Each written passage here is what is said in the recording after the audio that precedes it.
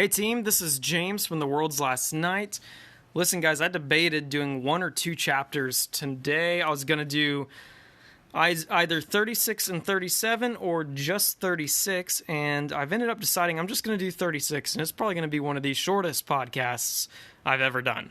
And that is because 37 is when we introduce Joseph and what happens to Joseph, which is one of the most amazing stories we find in Scripture. And I wanted to dedicate a lot more time to that and not smush it up against 36, which is one of the, I guess, lesser profound chapters in Genesis. So 36 is going to chronicle Esau's family. There's a lot of genealogies. I might skip over some of it. You can study it on your own, and I'm just going to hit up a couple characters that sort of stand out and give you a couple facts about it. So here we go. Verse 1, chapter 36. These are the family records of Esau, that is Edom. Esau took his wives from the Canaanite women, Adah, daughter of Elon the Hittite, Oholibamah,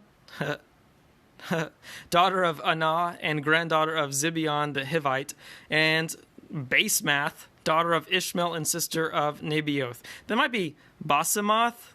I don't know. It's literally Basemath, Basemath. That sounds like a DJ name, not going to lie. So what we found out so far is that Esau, and we already kind of knew this, Esau is the father of the Edomites. And the Edomites are a big side, if this is a thing, a big side character in the Old Testament. It's mentioned roughly 130 times, Edomites in the Old Testament. They are neighbors to Israel after... Actually, let me back up a little bit. We're going to find, as we've already talked about, the Hebrew people are enslaved in Egypt. Well, they come out of Egypt, and on their way into the Promised Land, they come face to face with the Edomites, and the Edomites refuse to let them pass through their land. And so the Hebrew people are really disappointed in this. Why? Because, well, the Edomites are actually, God has, or will tell the Israelites that the Edomites are their brothers. And so, I think it's literally says, don't abhor them. Don't be angry with them. Treat them well because they're your brothers. Now, why? Because, well, Esau is Jacob's brother. Jacob, another name for him, as we have found out, is Israel. So what we're discovering through this chapter is that Esau, even though he was not the one that the promise, the covenant flowed to, he's still highly blessed in the way that Esau cares about, which is sort of a physical blessing of power and money and influence and people and all that good stuff. So we're going to keep reading and we'll show you that. So let's see here. Daughter of, okay. And Basemath, daughter of Ishmael, sister of Nebaioth. Adah bore Elispaz to Esau, Basemath bore Reuel, and Oholibamah bore Jeus, Jalam, and Korah. These were Esau's sons who were born to him in the land of Canaan. Esau took his wives, sons, daughters, and all the people of his household, as well as his herds, all his livestock, and all the property he had acquired in Canaan. He went to a land away from his brother Jacob. For their possessions were too many for them to live together, and because of their herds, the land where they stayed could not support them. So this is a very similar issue to what Abraham and Lot had, which is there's only so much land for the herds to graze on. And so if you have two very wealthy families living next to each other, they're going to get in each other's way. So they have to have some distance in between them. So Esau's moving off. Okay. So Esau, that is Edom, lived in the mountains of Seir. These are the family records of Esau, father of the Edomites in the mountains of Seir. These are the names of Esau's sons: Eliphaz, son of Esau's wife Adah, and Reuel, son of Esau's wife Basemath. The sons of Eliphaz were Teman, Omar, Zepho, Gatam, and Kenaz. Timnah, a concubine of Esau's son Eliphaz, bore Amalek to Eliphaz. So this is actually one of the ones that matters is Amalek, because we're going to see the Amalekites, I believe it's how you pronounce it, Amalekites. Later on, they're going to be an actual brutal enemy of the Israelites. So it's interesting that even in Esau's lineage, whereas God says, don't disregard the Edomites for they're your brothers. Well, he has this child. A concubine of Esau's son. So one of Esau's sons has a child with a concubine, and he's gonna bear Amalek, who's gonna actually be a lineage of people that are gonna be at war with Israel. So we'll keep reading. These were the sons of Esau's wife Adah. These are Reuel's sons, Nahath, Zerah, Shema, and Mizah. These were the sons of Esau's wife Basemath. These are the sons of Esau's wife Oholibamah, daughter of Anah and granddaughter of Zibeon. She bore Jeus, Jalam, and Korah to Edom. Okay, then as the Bible's going to talk about the chiefs of Esau's sons, a bunch of these people, Gadam and Amalek. These are the chiefs of Eliphaz in the land of Edom. These are the sons of Adah. So once again, I'm going to actually skip these genealogies because you can read them on your own time, and there's not a lot that I can pull out of them for you. But once again, to me, this just echoes the fact that this is actual historic writing. It's not a fictional writing style. The joke is, once again, unless you're Tolkien, right? He was so systematic about the Lord of the Rings.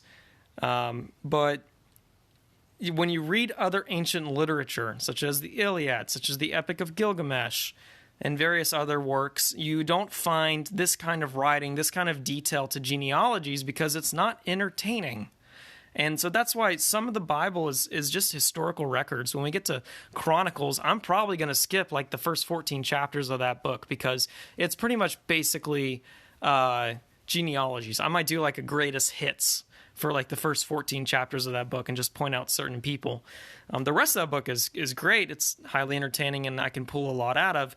But when it comes to these genealogies, I can't really pull too much out of it. What the Bible is really showing us is where did all these people come from? So it's important to sort of chronicle where the Edomites came from and where the Israelites came from. And because eventually we're going to find Jesus and we're going to wonder where he traces his lineage back to Abraham. But I think the big picture that's opening up as we're sort of spreading out among the land is the fact that Abraham was promised to be the father of many nations, and boom, here are many nations coming through his lineage. So I'm going to skip down to verse 20. We'll keep reading. I don't know if I can pull much else out of it, though. These are the sons of the Seir the Horite, and the inhabitants of the land: Lotan, Shabal, Zibeon, Anah, Dishon, Ezer, and Dishan. Wow, someone named one of their children Dishon and one Dishan. Okay. These are the chiefs of the Horites, sons of Seir, the land of Edom, sons of Lotan, blah, blah, blah, blah, blah, blah, blah. Good stuff. Oh, here's something interesting.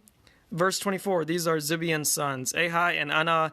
This was the Anah who found the hot springs in the wilderness while he was pasturing the donkeys of his father Zibeon. So that is another like little aside that you just wouldn't write in fiction. Like this is, whoever wrote this, which we believe is Moses, is writing to contemporaries that would have heard this story. Maybe it's a funny story. Maybe it's just like, maybe this saved his people, that this hot spring was found. Maybe it's interesting that it was a hot spring instead of a cold spring. But whoever the contemporaries were who would be reading this passage in Genesis, or at first hearing it orally, is taught orally before it was written down, they would go, okay, it's that same Anna that found that hot spring. And maybe they laughed because it's an inside joke, or maybe they were opened up to some other information about that character that they already heard of. So I'll keep reading. Anyways, he found the hot spring in the wilderness while he was pasturing the donkeys of his father Zibeon. These are the children of Anah, Dishon, and Oholibamah, daughter of Anah. These are Dishon's sons. Bunch of sons. Cool stuff. Uz and Aran in the land of Seir. All right, verse 31, rulers of Edom. These are the kings who ruled in the land of Edom before any king ruled over the Israelites. Bela, son of Beor, ruled in Edom. The name of the city was Dinhabah. When Bela died, Jobab, son of Zerah from Bozrah, ruled in his place. When that dude died, that's not what it says.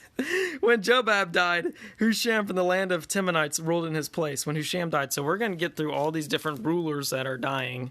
Shaul died. Oh, okay, well this is pretty bad. Verse 38, in this line of rulers you have, it says, when Shaul died, Baal Hanan, son of Akbor, ruled in his place. Now, that guy, whoever Baal Hanan is spelled B-A-A-L, is obviously somewhat named after the false god Baal. We'll do a whole podcast on probably Baal worship. Others call that false god Baal. It's a big stumbling block for the Israelites later on, though. A lot of them are led astray to worship this false god. Some other false gods we've talked about were like Molech.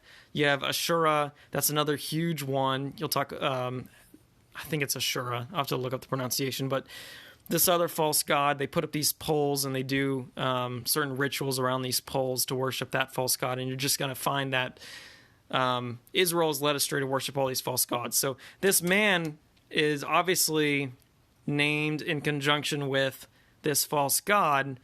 So you can probably guess he's not a man who is worshiping Jehovah, Yahweh, the one true God. So, okay, when that guy's son Akbor died, Hadar ruled in his place. His city was Pau, and his wife's name was Methutabel, daughter of Mazahab. All right, these are the name of Esau's chiefs, according to the families and locations, by their names. Don't care. All right, very end says, these are Edom's chiefs according to their settlements in the land they possessed. Esau was father of the Edomites. Great, so now we know all about Esau. Next time we get to talk about Joseph and his dreams. This is chapter 37. We're going to have a whole lot to pull out of this chapter, so I'm really stoked for it. So until then, this is James from The World's Last Night.